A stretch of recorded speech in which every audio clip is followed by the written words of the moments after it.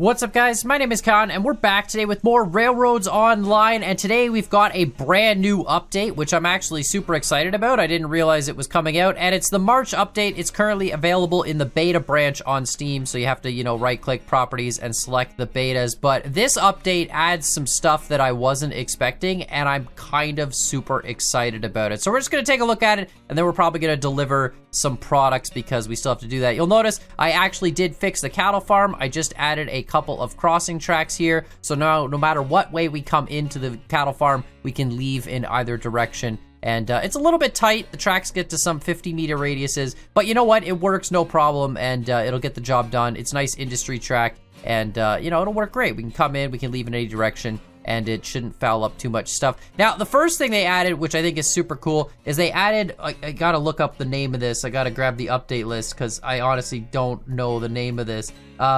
Theodolites. A theodolite. I did not know that that was a thing. This is apparently a theodolite. It's a surveying tool, and it's beautiful. Remember when I was talking a lot of the time about Railroads Online and how it'd be nice to be able to check what we're actually doing before we do it? That's exactly what this is. So what we can do with these is we can take one of them here and we can put it down anywhere we want, let's say there, and then as we go and put another one down, you'll notice it's actually drawing the grade between the two. Look, it's telling me it's 2.5% in that direction. Like, it's super convenient. So this is actually the biggest tool ever. So now I can go here and I go to the top of my hill, right? There we go. And so now roughly I could say between here and there is a 1.7% grade drop. Now, obviously, in this kind of situation, that's not exactly super useful, but when we're going up big mountains and stuff and planning routes, we could place a lot of these along the route, completely survey the route, figure out exactly where we want to go, what kind of elevation changes we're going to have to deal with, and then we can actually go and build track. Rather than, before the whole guess and check method, now we actually have the tool that's going to let us do it, which I think is just fantastic. Like, that's honestly, I'm going to use that all the time. I can't believe that's an actual tool. And it's super, super useful. Like, look, 0%, 0%, 1.7 just to go up to here, right, to where the track height is. But, I mean, really great. It's not so useful when you're doing, obviously the flat ground stuff, but when we're going up mountains and getting into high elevation, you can guarantee I'm going to use that tool 100%. The next thing they added, which I thought was really convenient, is they added flying when you're building. I don't know if you can build when you're not flying, but remember before I had to pull out the industry and place like a fake industry to fly around? Now we don't have to do that. We can literally just hold a piece of track and then we can just, fly wherever we want. And it's super convenient when we're building track. Like when I was building this little crossover piece, it was really, really nice to be able to fly and actually like get quickly from place to place. And then as soon as we get rid of the track, we go back to normal walking. Kind of nice, makes it more like a creative game, but now we don't have to do some weird janky hack to fly around the map. We can just place a piece of track down and go flying, and that is, honestly, I think that's a really good quality of life thing. Now, in the last couple episodes, I was marveling at the fact that the UI changed. Apparently, that was actually just a placeholder. Now we have the real UI, and to be honest, I like this a lot better. It's the same layout as the new UI that they had just done, but it's actually got some graphics, like you can see we've got our water here, we've got our sand here, I guess that's fuel. We have no fuel, pretty much. That makes sense. We've got our temps, we can turn on our bell, we can turn on our cylinder cocks there, and of course we can just blast them out, right?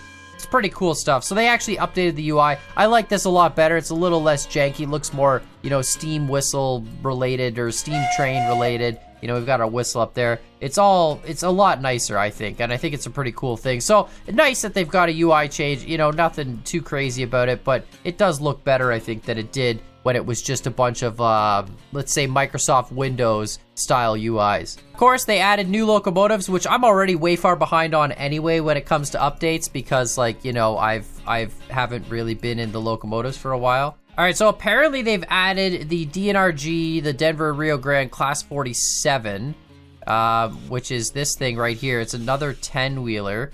So it's a 460 is what this is. And again, I don't know too much about locomotives. I mean, it looks all right. 47. Oh, God, it's big. Tractive effort, 9,600. It's not bad, actually. Looks like a pretty decent mid-tier engine. But yeah, new locomotive, kind of cool. Again, I'm so far behind on locomotives. Like, since the last playthrough, they've added a ton of locomotives that I haven't even touched. So I'm kind of interested about that. At some point in time, we'll get around to buying all the locomotives and having to go through them. You can see there's a lot more than I ever remember. Yeah, that's ooh, the Cook 260, that's right. The Cook 2860 Coal, 280 Cook, DNRG Class 70, the 280, the Lima, The DNRG Class 125. Holy cow. Oh, this is one of those engines with the wheels inside. That's cool. And then, of course, they added this. I don't know why, but they added a giant rotary snowplow. The RGS rotary snowplow number 2. And, oh, is it just the one? Yeah, just the one. I don't know why they added a giant snowplow. I mean, I haven't been up in the snow part yet. I don't know if we have to actually clear the track. I know they added the snowplow a long time ago, but all they did when they added the snowplow was it gave you like a speed boost when you put it on your train, like 10% faster or something. But I don't know if it actually, like, there was no snow to clear. I don't know if they have snow now, what the deal is with that, but they did add a flat up rotary snowplow, which is kind of super cool. So we might have to, at some point in time, hook this up to an engine just to see what the heck happens. It is $19,000. Okay, well, I really hope it has a use for $19,000. Now, honestly, the biggest thing that I'm excited about in this update is right here in the facilities, and they added this, and I'm blown away because this is going to be awesome. They added a proper engine shed. I mean, look at this thing. I'm going to just place it down here for now so we can go take a look. But they added a proper, like, rounded, you know, 4-stall engine shed. This thing looks great. It's actually got little, you know, cutouts for our trains and stuff, too. This is really, really nice. And it's got exhaust stacks for, like, I guess you bring the train in forward and you put the stack right underneath this exhaust vent and pull it up. But yeah, this is just super cool. I mean, this is a skinny door. That is a very skinny door. Weird. It's like not even it's a skinny door. But anyway, yeah, I thought it was super cool. Super nice to have a proper engine shed. I mean, you know, these engine sheds that we've had before, they're all right. But it always felt kind of weird trying to make like a roundhouse built out of, you know, a bunch of different engine sheds. Now we can actually build proper roundhouses. And so it'll be super cool when we go to actually make a yard and we can have a bunch of these roundhouses sort of put together. I mean, they won't stick directly next to each other, but we can have at least a few of them and store, you know, individual engines and all of them. It's gonna look great. So I'm really excited that they finally added one of these. I think that's a really nice feature, and I can't wait to actually build a proper engine storage place with a proper roundhouse. All right, the final thing they added, other than just bug fixes and that sort of thing, is the couplers. Apparently, they've made automatic couplers now. So if we go into the gameplay options, we can turn it on or off. You can't have both, apparently. So either all your couplers are automatic or they aren't. And if they're automatic, apparently they become knuckle couplers, which they're all messed up because I had them originally as hook and pin. So I'm gonna uncouple. I'm gonna uncouple all of these. And then theoretically, so they become knuckle couplers. They're all glitched into each other. That's just because I was doing hook and pin and they get all messed up. So we're gonna uncouple them all, and then I think I can maybe like just push this back a little bit to create some separation in them. So let's just do like that and break. But yeah, so we can assemble a huge train now and actually just couple them. Or with our downhill yard, we could just like send cars down and they should automatically slam into each other and couple up, which should be super, super nice. The height on those is not exactly lined up, but that's okay. But yeah, we can go back to the traditional link and pin, obviously, or if we want, yeah, we can use automatic coupler. Yeah, the height is a little bit off on that, but it does actually work. And now we have a knuckle coupler. That's interesting. It's going to create more space between the cars. But super cool that we have knuckle couplers now that we can use, because that will be very convenient. So yeah, cool stuff. It does create a space though, which is interesting. It does create more of a space between your, and this is kind of a funny situation, but yeah, it creates a little bit more of a space between your cars. But overall, I mean, that's pretty good. If you don't want to have to deal with coupling up your cars anymore and doing the link and pin thing, you can actually just, you know, use the knuckle couplers. But anyway, that's it for the update notes, other than, of course, the bug fixes and stuff. That's all the major stuff. So let me know what you guys think in the comments down below, and what you think is the coolest part of this update. I'm pretty excited, to be honest. I wasn't expecting it at all. All of a sudden, I went to jump in Railroads Online, and it was like, oh, by the way, there's an update. And the update has some important stuff for you. And I was like, oh, that's kind of nice. And then I found the surveying tool, and I immediately got excited, because the surveying tool is like honestly the biggest thing for me. Being able to identify how much grade you have to go up between point A and point B before you actually try and do it, that's going to be huge for track building, because we're not going to be struggling now to figure out, you know, can we make it, can we not make it, whatever. So anyway, we're just going to set this to go back out, and we're going to head all the way back down to the water, and then we're going to go back up through the grain farm again, pick up more grain.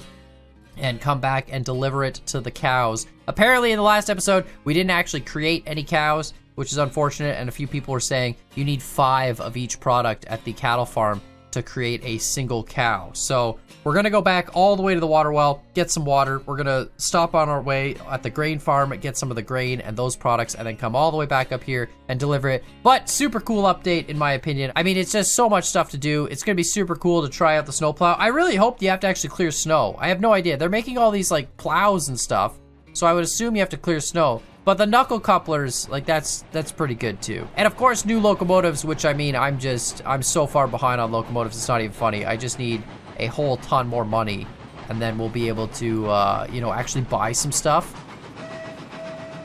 But yeah, gonna take us a bit. Oh, right, I have no fire. I have no fire. I need water too. Might have to stop at the freight depot and get some water. Or you know what? Let's go all the way to the water well and let's test what people were asking in the last video. A lot of people were asking, can you use the water well water to fill up the tender? Theoretically, you should be able to. I mean, it's water, right? But we'll find out, I guess. I'm gonna assume you probably can't because, you know, game code is gonna say that it's not a watering tower. But we'll head down there and see. We still have enough water to do something. I will say I do like the look of mainline track when it's 2 lanes. I think it looks really, really cool. It's nice and clean, you know. It'll be sweet when we have trains going in both directions, but I do like driving down the main line when you have 2 lanes next to each other. It's just, I don't know, parallel track, it's so satisfying once it's set up. It's really a pain in the butt to get set up, but once you have it done and looking correct and all the switch offs and stuff, it's really fun to run this kind of track compared to just a normal standard single track. Why are we going? All right, apparently we're going in here. I mean, it doesn't really matter. Not gonna do anything. We're just coasting our way down the hill. And then of course we got this little S-bend. This kind of hurts me a little bit that the spacing is slightly different on the freight depot tracks, but you know, it is what it is. It's not the end of the world. It's not gonna kill a train. All right, we are going a little spicy quick already. It's interesting they put the mile per hour gauge up to 80, 60 being the red line. I don't know if that means the speed limits are going to get better or not. You can still see the tender bouncing a little bit. We're doing just over 30 with like 15% brake. The tender does bounce. The cars bounce a little bit, but they're mostly staying on the track. This is down 6%. Slight curve. Does of course curve. This is like the worst curve out of the whole bit, and it's not even, it's like probably 800 meter radius or 900 meter radius or something. It's not bad, but yeah, no, 30 mile an hour seems to be okay. I don't know if this is like in prep for them to increase the speed limits, or if they just were like, yeah, screw it, let's make a UI that's, you know, whatever, goes up to 60. But it does say 60, so that's interesting that was the gauge that they picked. We're doing just under 40 now. It doesn't seem to be a problem.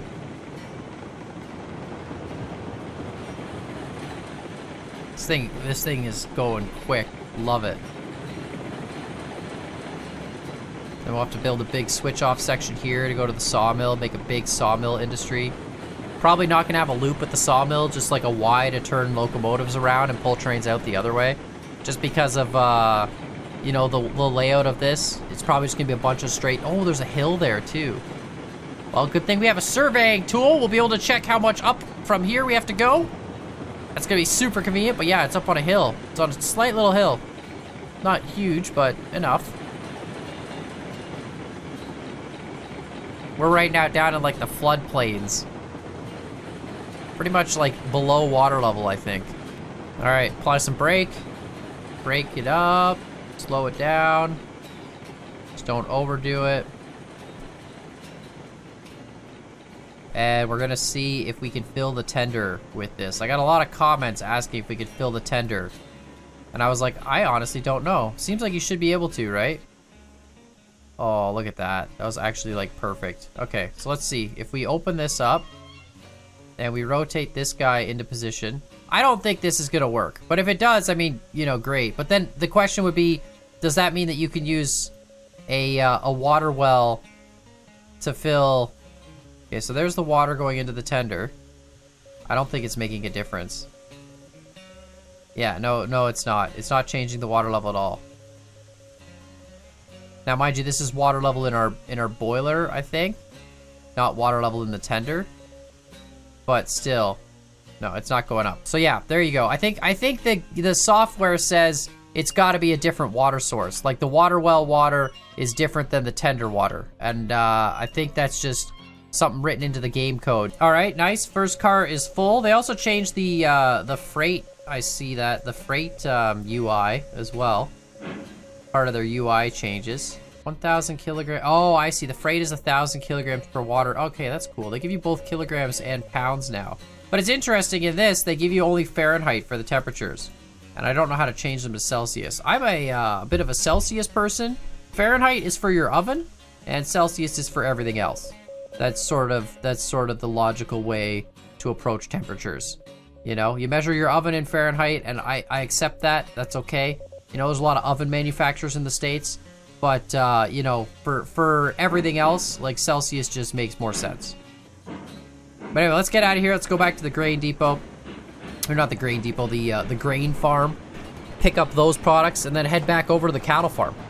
The one thing I will say that's interesting about having a UI gauge now, for speed especially, is I know we're doing 17 mile an hour-ish because, like, I've run this line before, and I know that's what it does. But now it's going to be harder to see your exact speed and how fast you're exactly going, which means you're going to have to, you know, just kind of guess it. It's not really a huge deal. Like, you'll be able to tell if you're slowing down or speeding up, but you won't be able to tell, you know, if you're going just 1 or 2 mile an hour faster by manipulating your reverser, for example.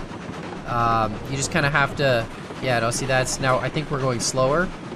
The other thing which is interesting too is the boiler temp maxed out at 337 Fahrenheit, or I thought before it was maxing out at 400, if I remember correctly, or maybe it was 400 Celsius for the firebox, which was 750. I don't know. I thought there was a 400 in there somewhere. Either way, again, not a huge deal.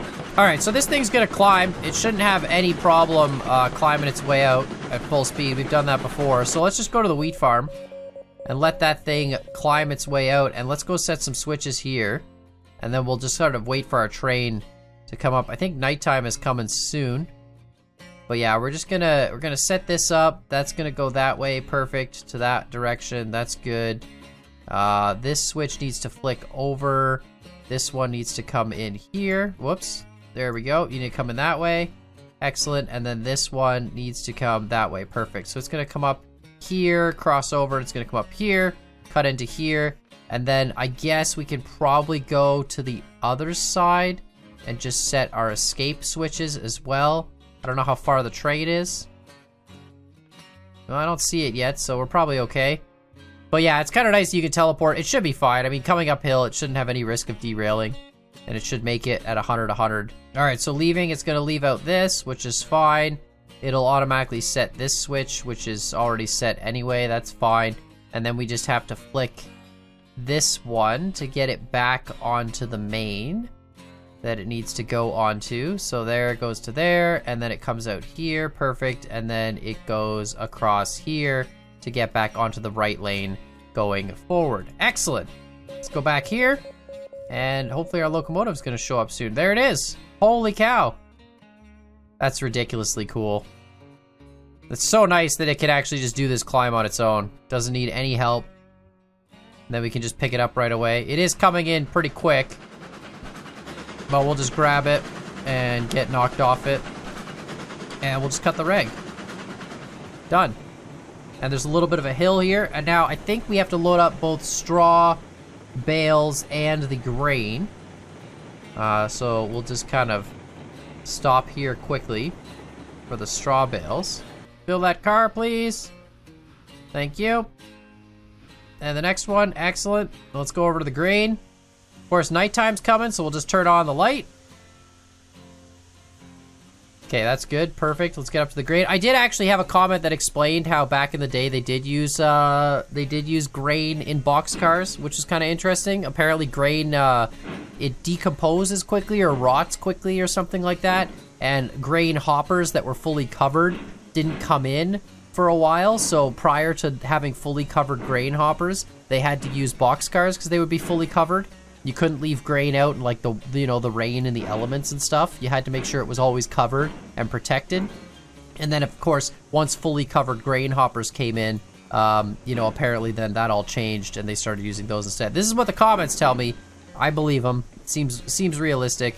But yeah, apparently grain in boxcars was just a pretty common thing back in the day. And one more. Done. Excellent. Let's get this out of the way. And I hope we didn't waste any there. Nope. Perfect. 4 out of 40. All right, let's get going all the way to the cattle farm, which honestly isn't that far, but here we go. Full reg. Nice. This train is great. I love this little mixed consist we have going on. It's so nice. It's a perfect little route, actually. Going down, coming back up, grabbing these products, continuing. I mean, it would probably make more sense to have somebody, you know, just doing a lot of grain and stuff, and somebody else doing water, and then a third person doing seeds. Although I guess the guy doing grain to the cattle farm could also grab seeds on the way back from the cattle farm and then bring seeds to the grain. So if you could bring like seeds to the wheat farm and then bring the wheat farm products to the cattle farm and then go empty to the freight depot, or bring cattle to the freight depot, you could make a really big mixed train there and have all sorts of weird stuff going on. It's kind of cool. I like the new industries that the devs made in Railroads Online. I think it's really a nice addition to the game to not just have a very linear industry system. Now there's more branches and more options of how to distribute goods about the industry. Like realistically, we could also have just a giant shunt yard up at the top of the hill filled with water cisterns, where somebody just goes and brings empty water down to the water well, fills them all up, brings them back up, stores them full, and then as you need water, you know, people come up and grab the full water cars. You could do a whole logistics system like that. So it's really neat that there's options now in the game. And of course, we still haven't even looked at, like, you know, the gold industry yet, or the stamping mill and any of that stuff. So still a lot of industries to connect, a lot of money to be made, and we're still extremely broke at $230. Perfect. Love it. Back climbing the hill again. Means full reverser. Here we go. I haven't been able to get it above 20 mile an hour under its own steam, other than when we were going down the hill. I don't know, like, I've been bringing the reverser closer to middle. I don't know if that physics changed at all or what the deal is with that. But yeah, I've been struggling to get it above 20 mile an hour, which I know we can do like 22 with the Montezuma. But under its own steam, I haven't been able to do that, so I don't know what the deal is, but it doesn't really matter. The climb to the cattle farm is not that big. You know, we're still maintaining easy 15, 16, probably even 17 mile an hour there. And then we get up onto this flat bridge, which looks super cool. And I don't know if any of these switches are set at all. That one is, so that's nice. Let's just slow down here a little bit. We're entering into a pretty tight industry track. So that one's set good. That one flipped us over. This one's bringing us in. Perfect. Doesn't really matter, to be honest. The whole thing is kind of a loop now. So this will work. Bring us in this way. Nice. And then we'll just loop around and unload and then go back out. We just have to cut across this switch to come out. And we'll be heading right back in the direction we want to go. No, we'd have to flick one switch to get onto the right lane. Past our cows. Perfect. Well, at least we'll make some money. And then hopefully we'll be able to afford a single cattle car and start selling cows back to the freight depot. That would be the big thing. I think what we'll do is we could tack a cattle car onto the back of this. So once we fill up all this stuff, we fill it up with cattle. Oh, I don't know if there's a small cattle car. There might not be a small cattle car. There probably isn't. You'd fit like half a cow on a small cattle car. So there might only be big cattle cars. We might have to do that as a separate train. I should probably cut down that tree too. That's a little bit close. Hello? Are we bogging down on this one hill, really? There is a hill back here. I did, unfortunately, with, like, you know, you can see how tight this freaking track is. Like, the whole train is just really hunting back and forth. But yeah, there is a little bit of a hill. There's some weird elevation going on, and we've got these weird S's and stuff, but I guess I could smooth that out. Could just literally connect that. Yeah, that could be smoothed out. We'll do that at some point in time. Not really a big deal. But yeah, there's some hills, because we gotta dodge some freaking elevation changes right around this place. But it is a very tight industry. It's just gonna be a tight industry track, and nothing we can really do about that. Or we just don't have loops at all. Like, that would be the other option, but... Alright, let's brake very slowly. I think I gotta unload the first water car at the same time as unloading... There we go. Unload you. Works. Perfect. Can I unload you at the same time? I think so. Yep, that worked, I think. Perfect. Unload this. Straw bales, nice. We were able to get 1 cow out of all this stuff. Wonderful.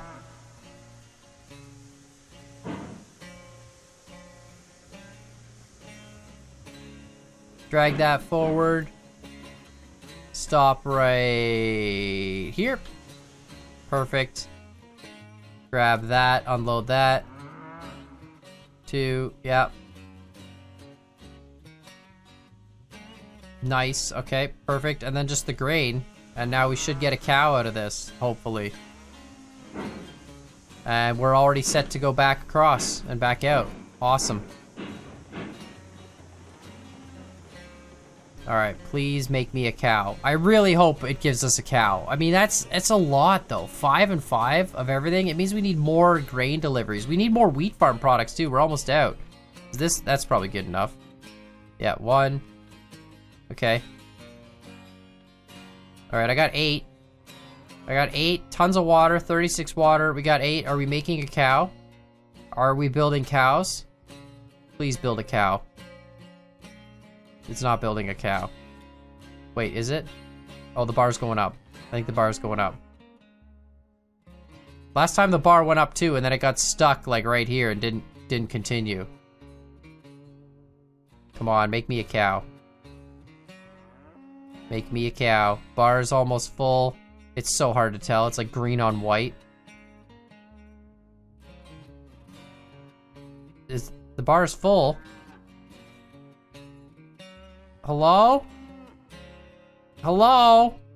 The bar is full. There's no cows. Are you serious? Did it make a cow over here? Oh, it made cows over here. Oh! Oh, it only fills up the 1. Weird. I guess because they're the same. I guess it fills this one first and then that one's 6. So we have 2 cows. It made me 2 cows. It's 5 and 5 makes 2. Hi, cows. How are you guys? That's so cool.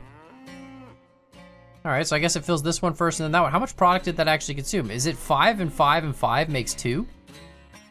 I don't know. How much do we have left here? 3, yeah, so 5 there. 5, I don't know how much water it took, to be honest.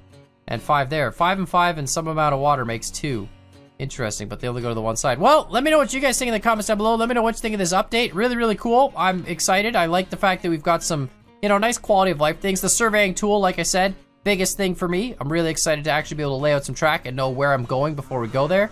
And of course, we're still extremely broke at $380. So need more money, but I think we could actually get a cattle car. Let's take a look real quick and just see if there is a cattle car in the small group. I don't think there is. Grain, no. Water, logs, yeah. We got to get into the bigger cars. I think the smallest cattle car is still gonna be pretty freaking big. Meat, tools, and cattle. $950 for the smallest cattle car. There's really no smaller cattle car. Like, honestly, can't fit like a single cow in something. No, seed, grain, no, there's really not. Yeah, we really gotta just buy the $950 cattle car. So we're gonna have to save up for that at some point in time and then do some cattle runs. But yeah, let me know what you guys think in the comments down below. Make sure, of course, you hit that like button, hit the subscribe button. And as always, I hope you guys enjoyed this video, and we'll see y'all next time.